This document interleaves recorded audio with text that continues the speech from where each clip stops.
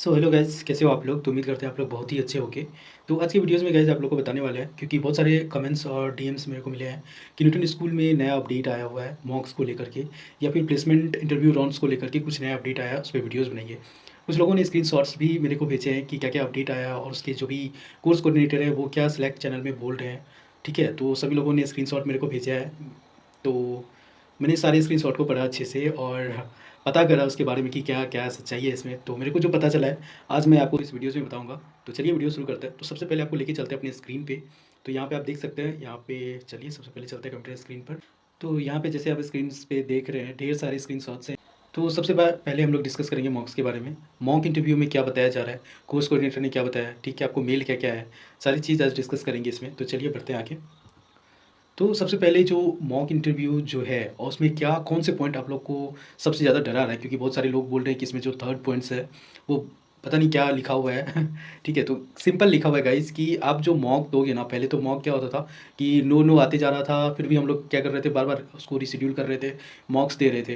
तो अब क्या होगा ना कि आप किसी एक को, जैसे कोई एक लेवल होता है, जैसे आप इजी लेवल में दे रहे हो मॉक्स, ठीक है, इजी लेवल में मॉक्स दे रहे हो और आपसे फर्स्ट टाइम में मॉक्स नहीं निकला, सेकंड अटेम्प्ट दिए नहीं निकला, थर्ड अटेम्प्ट दिए नहीं निकला, तो उसके बाद आपको क्या किया जाएगा, आपको स्टॉप कर दिया जाएगा। आपका जो भी टोकन आपका जनरेट होता था मॉक इंटरव्यू के लिए, उसको स्टॉप कर दिया जाएगा और आपको बोला जाएगा कि आप पहले रिवाइज़ करो सारी चीज़ें। रिवाइज़ करो, उसके बाद फिर से मॉक्स दो। अगर आप मॉक्स क्लियर नहीं कर पाते हो, तो आपको फ़ाइन नहीं लगने वाला है। ये दिमाग से उतार दो कि न्यूटन वाले आपको फ़ाइन लगाएँगे, आप मॉक्स क्लियर नहीं कर रहे हो तो। ठीक है? वो आपको टाइम देंगे कि आप क्लियर करो। आपको करना ही है, कब तक बैठे रहोगे? मॉक्स तो क्लियर करना ही है ना। तो आप प्रैक्टिस करना, ज़्यादा से ज़्यादा क्वेश्चन प्रैक्टिस करना और ट्राई करना कि मॉक्स आपका क्लियर हो जाए। ठीक है? तो यही सारी बातें हैं। आप यहाँ पे थर्ड लाइन आप पढ़ सकते हो, maximum attempt to clear the mock of any topic will be 3। मतलब आप 3 बार दे सकते हो कोई एक लेवल। यहाँ टॉपिक मतलब एक लेवल का बात कर रहा है। After 3 attempts you will not be able to appear for the mock, student will required to prepare well before giving a mock interview. आपको सजेस्ट किया जाएगा कि आप दूसरे मॉक इंटरव्यू देने से पहले खुद को अच्छे से प्रिपेयर कर लें, उसके बाद मॉक इंटरव्यू दें। ठीक है? उसके बाद जो यहाँ पे सबसे पहले लास्ट में आप देखो, जो भी आपका 7th नंबर पॉइंट्स है, इसमें कहा जा रहा है कि milestone tab will not be available from Monday onwards, as mock will be generated only in the respective mock token. चलो ठीक है, तो आपका जो माइलस्टोन का जो वेबसाइट, मतलब वो जो था टैब था, माइलस्टोन टैब जो आपको मिलेगा, आप अपने प्रोफाइल वाले में जाना, जहाँ पे ट्रैक नेम और सब शो होता है, उसके बाद आप किसी एक ट्रैक नेम में जाना, उसके बाद अंदर में आपको माइलस्टोन मिल जाएगा, जिसमें कि सारे कुछ टॉपिक वाइज लिखे हुए होते हैं कि आपने, और उसमें जो शो होती रहता है कि आपने कौन से लेवल, किस डीएसए के कितने लेवल क्लियर कर लिए, ग्रीन टिक जो दिखाती रहता है, तो वो टैब आपका नहीं दिखेगा।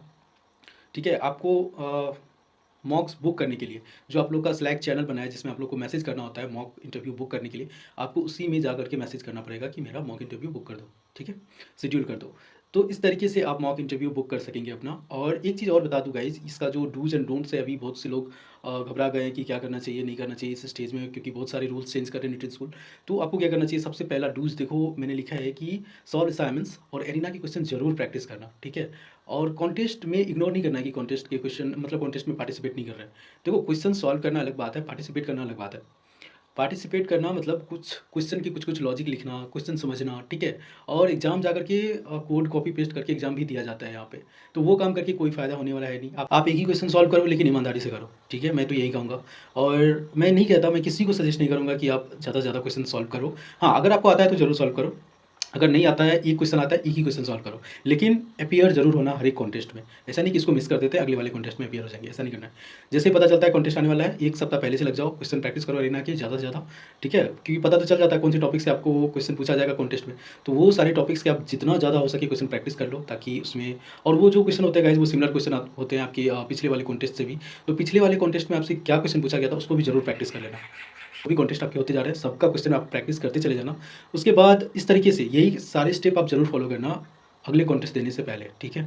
उसके बाद आपको डोंट्स, क्या आपको नहीं करना चाहिए अभी? तो अभी सबसे पहला कि बहुत से लोगों का अभी मॉक्स नहीं क्लियर हो रहा है, तो वो लोग क्या करते हैं, इग्नोर कर रहे हैं। बोल रहे हैं कि लोग पूरा रूल चेंज कर दिया है। तो अभी आपको मॉक्स देने से पहले अच्छे से पढ़ना चाहिए, जितना पढ़ सको उतना आपको अच्छे से पढ़ना चाहिए। पूरा पढ़ के मॉक्स दो। अब देखो, आप कॉन्टेस्ट भी पूरा अब जो है ऐसे नहीं दे सकते, कॉन्टेस्ट भी आपको पूरा पढ़ के देना पड़ेगा, अब मॉक्स भी आपको पूरा पढ़ के देना पड़ेगा, ठीक है? तो जो भी क्वेश्चंस आपको प्रोवाइड हो चुके हैं मेरी तरफ से, वो आप प्रैक्टिस करो यार। आप जा सकते हो मेरे जितने भी क्वेश्चन मैंने आप लोगों को दिए हैं, सारे क्वेश्चन आप लोग प्रैक्टिस करो। मॉक इंटरव्यू के खास करके वेबसाइट पे आपको मिल जाएँगे, मेरे यूट्यूब के जो कम्युनिटी टैब है वहाँ पे आपको मिल जाएँगे, किसी वीडियोज़ के डिस्क्रिप्शन बॉक्स में मिल जाएँगे। तो इस तरीके से मैंने लगभग सारे क्वेश्चन दे दिए हैं। अगर कोई क्वेश्चन मिस होता है, नहीं भेजा हूँ, तो आप मेरे को कमेंट करना इस वीडियोज़ के नीचे या फिर इंस्टाग्राम पे पिंग कर देना और याद दिला देना कि क्वेश्चन आपको भेजना है, ठीक है? या नहीं तो मैं वेबसाइट पे अपलोड कर दूँगा या नहीं तो मैं कम्युनिटी टैब में डाल दूँगा, ठीक है? तो ये सारी बातें थी मॉक इंटरव्यू से रिलेटेड। अब बढ़ते हैं प्लेसमेंट से रिलेटेड। प्लेसमेंट के लिए न्यूटन वालों ने क्या नियम लगाए, तो चलिए बढ़ते हैं आगे। तो यहाँ पे आप देख सकते हैं प्लेसमेंट अपडेट। प्लेसमेंट अपडेट में जो खास करके नीचे के जो 3 पॉइंट्स दिए गए हैं ए, बी, सी, ये तीनों पॉइंट्स हर एक लोगों का मतलब दिमाग हिला के रख दिया है। वो ये है कि यहाँ पे जैसे कि पॉइंट ए पढ़ते हैं हम लोग, for the first no show a student will be marked not placement ready NPR for a week.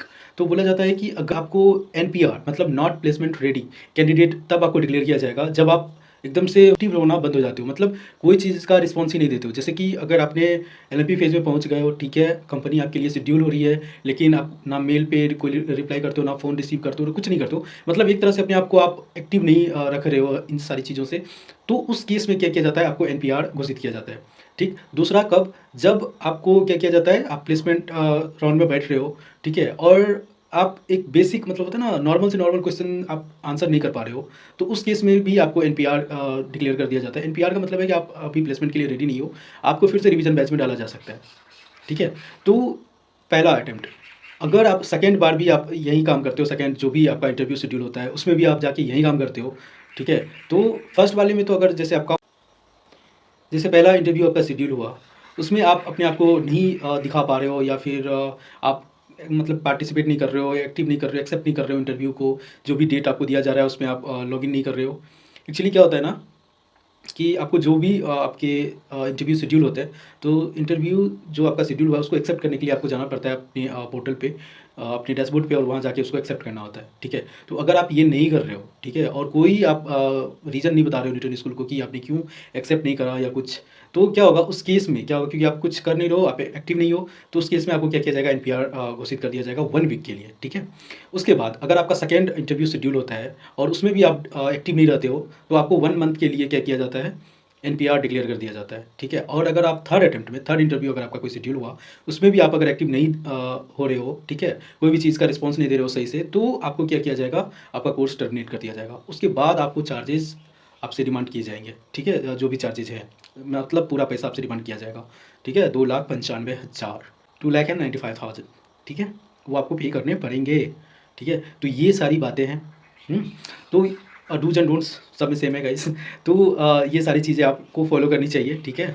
और बहुत से लोग ये मेरे को कमेंट कर रहे थे, मैसेज भी कर रहे थे कि डीमोटिवेशन आ रही है, ठीक है। तो देखो अभी का जो ये स्टेज है, क्योंकि आपने अभी तक पूरा सब कुछ अच्छे से मेंटेन करते हुए आए हो, तो ये लास्ट स्टेप में क्यों हिम्मत हार रहे हो, मेरे को ये बताओ।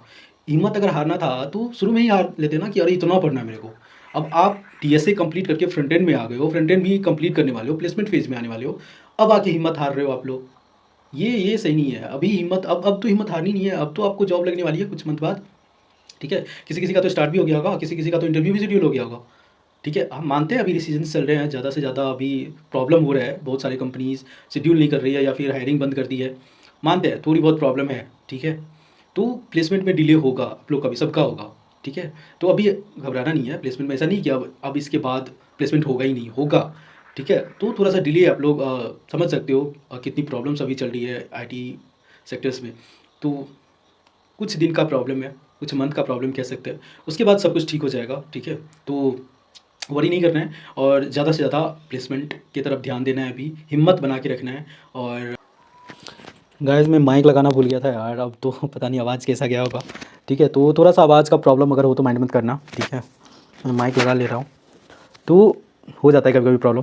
तो लास्ट स्टेप मैंने सारा कुछ आपको क्लियर कर दिया कि प्लेसमेंट में क्या प्रॉब्लम हो रही है, क्यों नहीं प्लेसमेंट इतना डिले क्यों हो रहा है, ठीक है। तो अभी आप लोग को क्या करना है ना, आप लोग को जो काम आप कर रहे हो ना, जैसे प्रिपरेशन कर रहे हो, सारी चीज़ें अच्छे से सॉल्व कर, क्वेश्चन अच्छे से सॉल्व कर पा रहे हो, अच्छे अच्छे प्रोजेक्ट्स बना रहे हो अभी आप, तो उसी में लगे रहो और ज़्यादा से ज़्यादा आप प्रोजेक्ट बनाओ, ज़्यादा से ज़्यादा आप क्वेश्चन सॉल्व करो, ठीक है। छोटे छोटे डिज़ाइन आप कर सकते हो, कंप्लीट बना सकते हो, या नहीं तो आप छोटे छोटे चैलेंजेस जो भी HTML CSS के आते हैं, बहुत सारे ऐसे वेबसाइट हैं जहाँ पे कि आप जाकर के चैलेंजेस कंप्लीट कर सकते हो, आप अपना HTML CSS जावास्क्रिप्ट अच्छे करने के लिए, ठीक है। तो ये छोटे छोटे मिनी मिनी प्रोजेक्ट्स बना के रखना आप लोग। और क्योंकि अगर आप फ्रंट एंड डेवलपर के लिए जाते हो ना, इसी टाइप के छोटे-छोटे क्वेश्चन आपसे पूछते हैं। और अगर आप जावा डेवलपर के लिए आ रहे हो तो जावा में गाइस डीएसए 1 और डीएसए 2 कंप्लीट आपको अच्छे से आनी चाहिए, ठीक है। अगर आपको सीपीडीपी ग्राफ या इधर नहीं भी आता है आपको अच्छे से तो कोई दिक्कत नहीं है, लेकिन डीएसए 1 डीएसए 2 आपका अच्छे से कंप्लीट होना चाहिए, ठीक है। खास करके ऊप्स वाले भी पार्ट अच्छे से कंप्लीट कर लेना अगर आप जावा डेवलपमेंट के लिए आ रहे हो तो, ठीक है। और थोड़े से यूआई डिज़ाइन भी जावा में अगर आपको आते हैं जावा स्विंग यूज़ करके तो और भी अच्छी बात है, ठीक है। इसका भी थोड़ा बहुत आप देख लेना, ठीक है। और जावा में भी आप लोग अच्छे अच्छे प्रोजेक्ट बना के रखो, तभी आगे चल के अच्छा हो पाएगा, ठीक है। तो लास्टली अब यही बोलना चाहेंगे हम कि अगर आप मेहनत करो तो वो कभी भी आपका जो होगा वो मतलब बेकार नहीं जाएगा, व्यर्थ नहीं होगा। तो जितना आप अभी मेहनत करोगे ना, तो एक तरह से आप क्या कर रहे हो, अपने लिए एक रास्ता बना रहे हो, अपने लिए आगे फ्यूचर के लिए कह सकते हैं एक तरह से अपने आप को एक शार्प बना रहे हो। तो जितना आप मेहनत करोगे उतना आपको फ़ायदा होगा। और याद रखना गाइस कि ये सारी चीज़ें जो अभी आप कर रहे हो अपने लिए, जो भी आप टाइम स्पेंड कर रहे हो अपने आप पे, अपने स्किल्स पे, ये कभी भी आपको धोखा नहीं देगा, ठीक है। ये बात आप लोग को पता है, मुझे पता है कि मैं ये फालतू में बोल रहा हूँ, बट जो लोग डीमोटिवेट फील कर रहे हैं ना, उनको मैं बता रहा हूँ कि अगर आप कुछ भी अभी सीख रहे हो ना, छोटी-छोटी चीज़ें भी अगर आप सीख रहे हो अभी, तो ये आगे चल के आपको बहुत काम देने वाला है। तो ये आप सीखते टाइम ये मत सोचो कि आगे इसका क्या होगा, कोई फ्यूचर नहीं है, कुछ स्कोप नहीं है, बहुत स्कोप है। अभी आप बस सीखते चलो। और बहुत सारे पोस्ट भी अभी ऐसे आ रहे हैं, नेगेटिविटी फैला रहे हैं, तो मैं बार-बार कहूँगा कि अभी आपको उधर ध्यान नहीं देना है। अगर आप उधर ध्यान देते हो तो आप डिस्ट्रैक्ट हो जाओगे अपने जो जहाँ से आप प्रैक्टिस कर रहे हो, वो सारी चीज़ें, नेगेटिव चीज़ें आपके दिमाग में जाएगी और जो भी आप सही काम करने वाले हो वो काम आपसे छूट जाएगा। तो मैं यही रिकमेंड करूँगा कि अभी आप जो कर रहे हो, प्रोजेक्ट बना रहे हो, तो उस पे ध्यान दो। जो भी क्वेश्चन कॉन्सेप्ट अगर आप नया रिवाइज़ कर रहे हो, सीख रहे हो, तो उसी पे पूरा फोकस होकर के सीखो।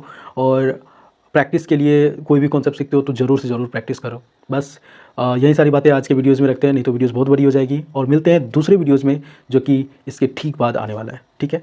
तो आप लोग से यही रिक्वेस्ट है कि इस वीडियोज़ को ज़्यादा से ज़्यादा शेयर करो, अपने दोस्तों के पास पहुँचाओ।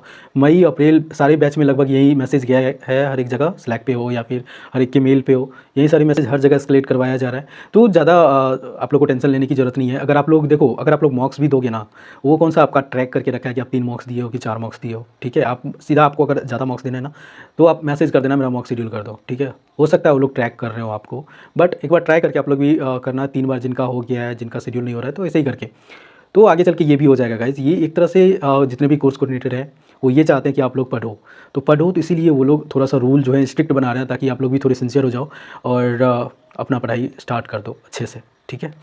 तो चलिए मिलते हैं दूसरे वीडियोज़ में, तब तक के लिए टाटा बाय बाय। और गाइज़ प्लीज़ प्लीज़ सब्सक्राइब करो चैनल को, आप लोग सब्सक्राइब नहीं कर रहे हो, गलत बात है ये।